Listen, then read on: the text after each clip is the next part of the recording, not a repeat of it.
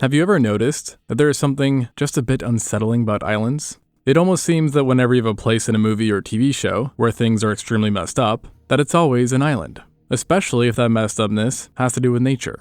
I mean, just take the hopefully fictional Skull Island as an example. A cozy place, home to a titanic gorilla, giant creepy crawlies, and a lot of other nightmares, usually prehistoric and of the dinosaur kind.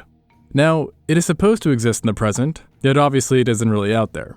But there is a very real place that is in some ways a lot like a real-life Skull Island, and that's Madagascar. But not the current one that likes to move it, but rather Madagascar of the past. And this is kind of a vague comment, as Madagascar has been around for a while, to say the least, and has seen strange life emerge throughout its isolated history. But the time that I am specifically talking about is as it was 70 million years ago, during the late Cretaceous, when in a world known for strange animals, Madagascar still somehow managed to be the wild, wild west, or in this case, east. Now, typically when you take a place and then rewind the clock by tens of millions of years, the land or area starts to look a bit different. Yet miraculously, Madagascar looked a lot like it does today, even all the way back then, being an island separated by hundreds of miles or kilometers of water from mainland Africa. However, it was more southward than presently, and also much more closer to India. In fact, not only were the two neighbors, but not so long beforehand, they'd actually been conjoined for an extremely long amount of time, longer than the gap between us and dinosaurs, to give you an idea. And because of this, many animals were able to colonize Madagascar from India. And with the two separated from the rest of the world, they developed their very own distinct paleofauna, making life just a bit more interesting than normal. But what really cranked the weirdness thermostat up was when Madagascar ditched India and became its own island. And why? Well, because it was then that Madagascar's native life suddenly started to experience the pressure of insular dwarfism and gigantism. Because while Madagascar is a big island, it still ain't big enough for everything. And then when you stack complete isolation on top of this, well, you end up with a very funky place. And it was the kind of place that was a bit like Skull Island, like I mentioned, wherein danger was everywhere, not just sprinkled here and there, as an abundance of life was supported by expansive alluvial plains, broad rivers, and abnormally large amounts of vegetation that took root in drained floodplains. And while it probably wouldn't take you very long to run into one of the island's many predatory inhabitants, it could have been the weather that actually got you first, as that too was a bit different here. It wasn't necessarily extremely hot or cold, but rather periodically deathly dry, with rock formations suggesting frequent droughts that could spring up, while in general, you also had distinct dry seasons.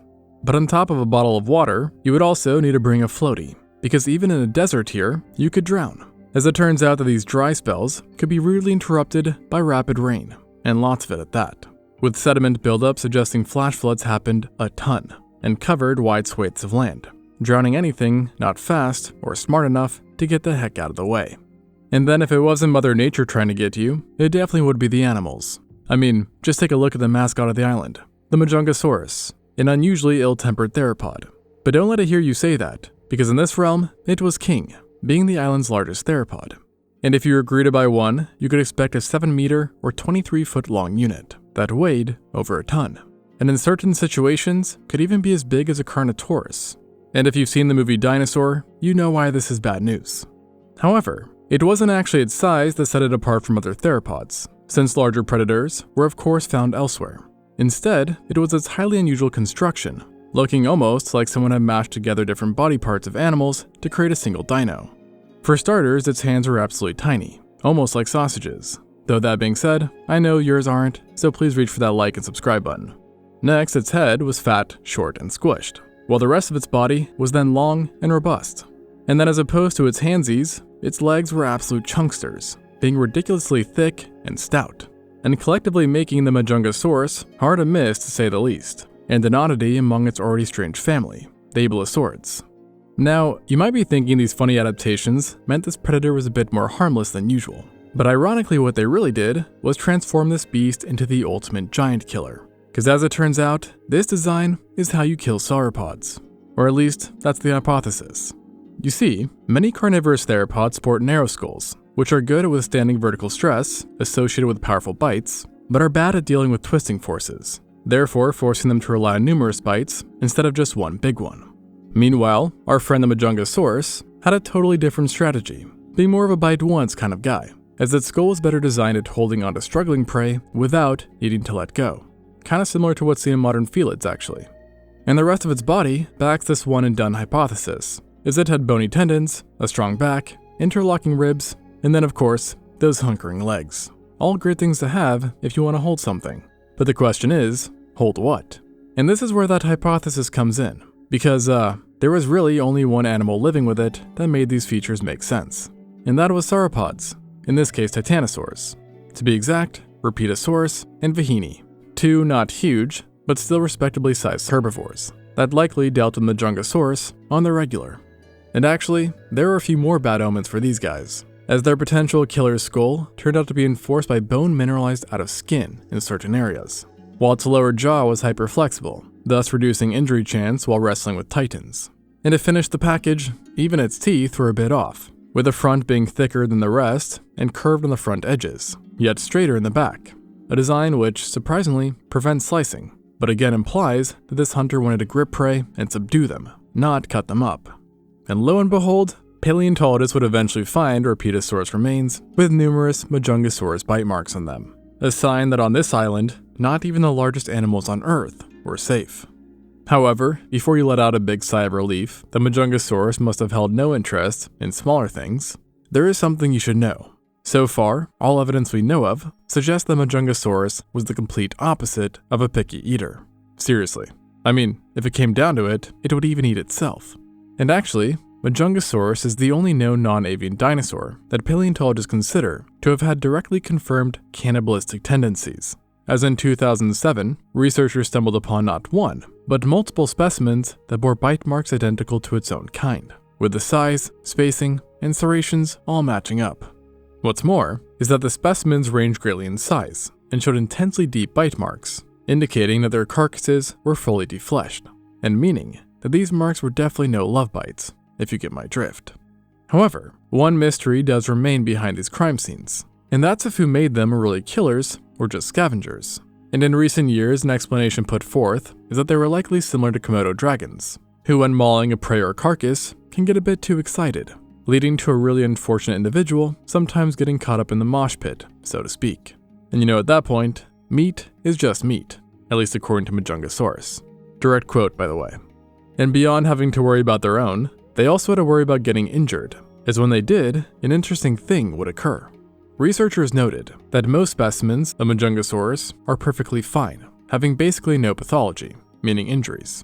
But oddly, when one did have trauma, for example to the tail, then they usually had a lot more injuries as well, leading to the idea that in the Majungasaurus' environment, one injury could snowball into many over the course of a lifetime, making them highly susceptible to accidents.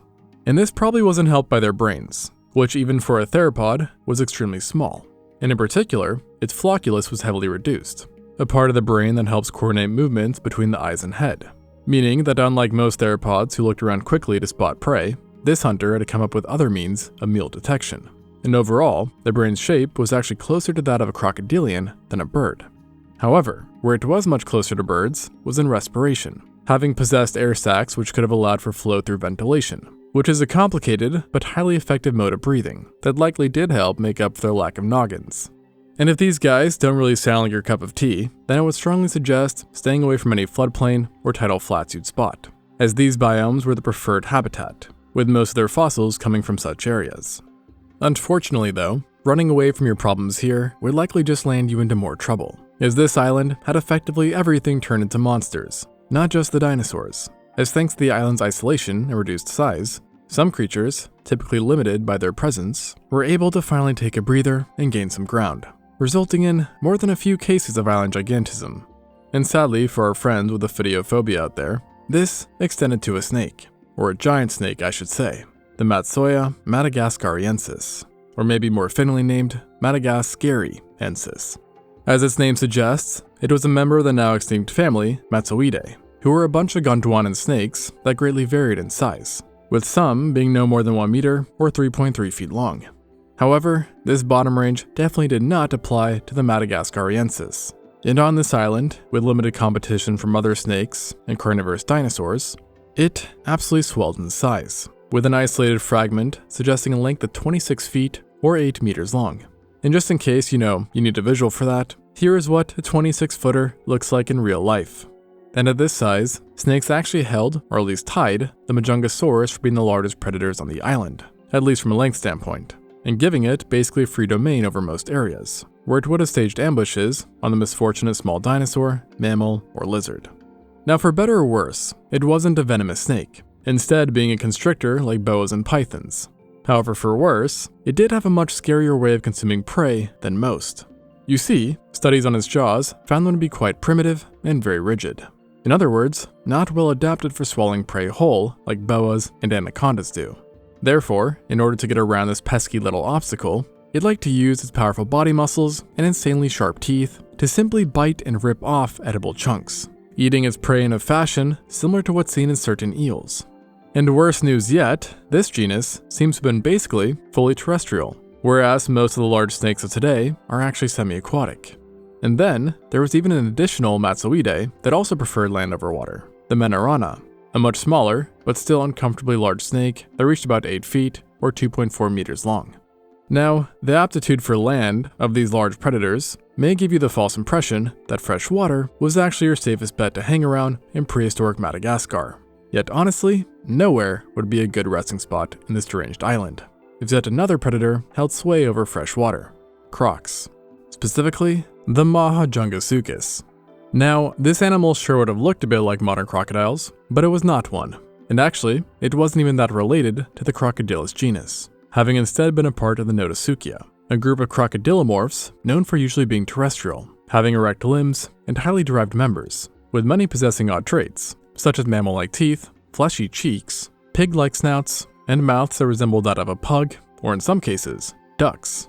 But the Mahajungasuchus did not have any of these strange features, but it was very derived in its own way, having broken from the trend of terrestrial life and seemingly adapted for a semi-aquatic one, making it even more similar to modern-day crocs through convergent evolution. And compared to other Notosuchians, it was further differentiated by its lethality, for nearly no others came close to its size or voraciousness, with the largest specimens indicating a max length of 5 meters or just over 16 feet. So definitely big enough to snag any human-sized prey. And they did so with highly compact, yet robust jaws that were filled with zyphodont teeth, meaning laterally compressed and serrated, which are features normally seen in large theropods, just to give you an idea of how much it would suck to be bitten by them. And to match their offense, these hunters also had impressive defense, sporting bony pits or osteoderms that were unusually deep, suggesting that in life, these plates would have been wide and thick, providing ample protection from run-ins with any dinosaurs or competitor. And this combination of offense and defense clearly worked, since fossil remains show that Mahajungasuchus was highly prevalent in the water systems, where it was joined by, of course, predatory fish, such as the so-called saber-toothed herring, Encetus, and gars that were on par with the largest known ones of today. So obviously, having these fish and reptilians around is not great news for any time travelers on the island. However, not all crocs would be out to get you, for it was also here that you'd actually find not only a friendly croc, but an absolutely adorable one too, the Simasuchus. In short, this crocodilomorph is what you'd get if you mix a small croc and a pug together, resulting in a short, compact body that was quite stout like a bulldog's, while its face resembled that of a pug too, being ridiculously short and looking like it got squished. It was also closer to being a pug in size than most other animals, with adults not even reaching lengths greater than 0.75 meters or 2.5 feet. Yet, it was not its many size or cuteness that ultimately drew paleontologists in, but rather its very strange teeth, as they were shaped like a maple leaf. A design not really great for cutting or processing meat, but pretty darn good for shearing leaves. And of all the living animals on Earth today, its closest twin when it comes to dentition is the herbivorous iguana, adding some indirect support that Simasuchus had a taste for leaves. Additionally, its odd smushed face makes it even less likely that it was out there causing terror in Madagascar. And for now, the majority of researchers consider it to have been a vegetarian, while a small handful maintain that it was omnivorous at most. Whatever was the case though, this was one face I wouldn't have minded seeing in Cretaceous Madagascar. And it would also be pretty easy to spot them from a distance, because besides their odd appearance, they also had a strange way of getting around, as they were, like most Notosuchians, covered in armor, which in their case was arranged in a highly inflexible manner, and thus restricting movement, and forcing them to run in a funny, not-so-efficient style. However, Simosuchus may have had one trick up its sleeve to offset this clunkiness, and that was burrowing. Now, it's not confirmed, but some researchers claim that its funny-looking face may have acted as some sort of biological shovel, allowing it to burrow and hide from various threats, plus dig for food. Sadly though, despite this possible, incredibly powerful tool, I still worry that this cute exception to Madagascar was still a regular target for predators, especially since it wasn't just giant cannibals, crocs, and snakes lurking around. There were also plenty of smaller killers too, one of which was something you don't typically expect to be scary: a frog, the Beelzebufo. Now, frogs are generally not the most interesting of extinct animals, but I assure you, Beelzebufo very much was. I mean, there's a reason it's been given the nickname the Frog from Hell, and part of that reason is because it was an absolute chunkster, with original estimates painting adults to be more than 10 pounds or 4.5 kilos, and measuring 42.5 centimeters or 16.7 inches across, making it more comparable to small dogs than other frogs. Additionally, this gave it the crown as the biggest frog ever discovered, and about 30% larger than the largest frog on the planet today, the Goliath frog. Now, I will say, in more recent times, these original estimates have been criticized and a more conservative number has been put forth, suggesting a real length of around 9.1 inches or 23.2 centimeters, which is similar to an African bullfrog. But here's the peculiar thing: even if this was the case, it doesn't change the fact that the largest known specimens still have unsutured skulls, a sign that they weren't even done growing, leading some paleontologists to assert that monstrous individuals are out there just waiting to be found. And trust me, it wouldn't have just been their plumpness that would have shocked you, as if you got too close to one, you'd also find out about their more, insidious traits, including a gargantuan mouth. You see, all frogs have relatively flexible, wide mouths, yet Beelzebufo, he took it to a whole nother level. So much so that given their already unusual sizes, they might have even been able to prey on the once rulers of Earth, dinosaurs, at least small ones like baby theropods and sauropods. And such a voracious appetite was further reflected by their actual bite, as despite being many times smaller than humans, Beelzebufo could actually muster up a stronger bite force, with reconstructions estimating forces as high as 2,200 newtons, which is 70 times more powerful than the bite seen in modern large frogs. And just to really put this into perspective, most humans don't even crack 500, putting the Beelzebufo more on par with literal wolves and female tigers. And just when it seemed they couldn't get any meaner, it turns out that this frog also sported devilish horns, and a row of plate-like armor which ran down its back, which all led to the assumption that it truly was designed to be anti-dinosaur. So yeah, even the frogs in Madagascar were best to be avoided. And between them and every other monstrosity I mentioned, you'd expect that survival here was quite hard. And ultimately it was, which is why it's quite surprising that it's also here that an unlikely group who typically lived in the shadows were thriving: mammals. And not only were they thriving, our ancient ancestors seem to have dipped all their feet into that good old insular gigantism, because of the three genera known to the island, those being the Adelatherium, Levanify, and Ventana, two were literally among the top 5 largest Mesozoic mammals that we know of. But I wouldn't hold your breath, because they still were quite small by today's standards, and the largest of the bunch, Ventana, was only 19 pounds or 8.7 kilos. Which is, coincidentally, the same size as the largest mammalian carnivore in Madagascar today, the fossa. But Ventana was no predator, sporting teeth designed for herbivorous lifestyle, consisting of roots, seeds, twigs, and nut-like fruits. Not super interesting, but Ventana did make up for this by having a secret superpower: smell. This guy was the king of schnozzes, emperor of noses, and ruler of sniffing. And I say this because literally 14% of its brain volume was dedicated to olfactory bulbs, the area responsible for smelling. Which, just to show how crazy that is, the region in our brain constitutes a measly 0.01%, and in dogs, 0.31%, so not much better. And why it had such power dedicated to smelling is unknown, yet on an island filled with lots of threats, I'm sure it was useful. And the contemporary Adelatherium also had its uniqueness too, though not in the smell department. Rather, in its foramen. For those who don't know, foramen is an opening or gap that allows for the passage of nerves, arteries, veins, and other soft tissue structures, from one body part to another. And the more one animal has, then more likely it is the case that they have a pretty specialized system somewhere. And in the case of the Adelatherium, we don't know exactly what this was, but we do know it had the second highest amount of foramen of any known mammal ever, meaning that hidden in its body was one crazily complex system, which presumably was needed in such an environment. And hopefully, one day we will know exactly what its secret power was. But what we don't have to wait on is knowledge regarding another resident of this island, who actually was probably one of our distant relatives' top worry, the theropod Masiacosaurus. Like the Majungasaurus, this dinosaur is believed to have been a part of the clade Ceratosauria. Though unlike the former, it wasn't an abelisaur, rather a noasaurid, which did actually make it closely related, though clearly not enough to get those big genes, as it was rather small for a theropod, reaching only 2.1 meters or 6.9 feet in length, while only weighing as much as a Nile monitor lizard, so about 44 pounds or 20 kilos.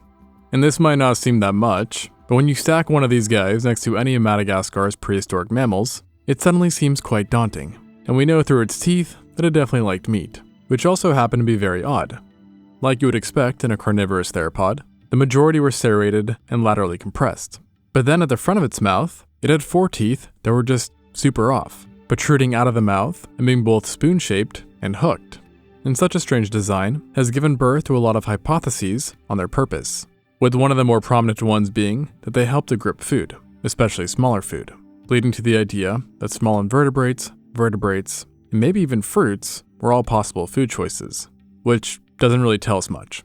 But such an adaptation would make sense on an island susceptible to hectic weather, and where resources could dwindle.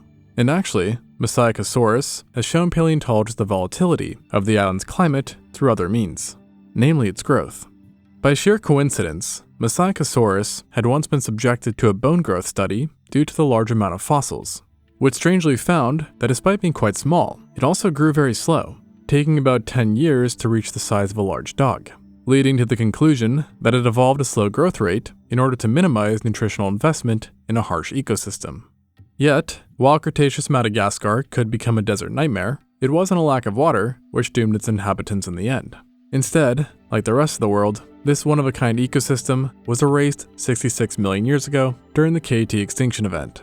And despite being far from the impact site, plus being walled off by mainland Africa, we know for a fact that things got really bad there on that day, as none of the mammals on the island today have lineages that date back to the Mesozoic, heavily implying that the entire island got a factory reset. And who knows, maybe that was for the best. Thanks for watching, and until next time on ExtinctZoo.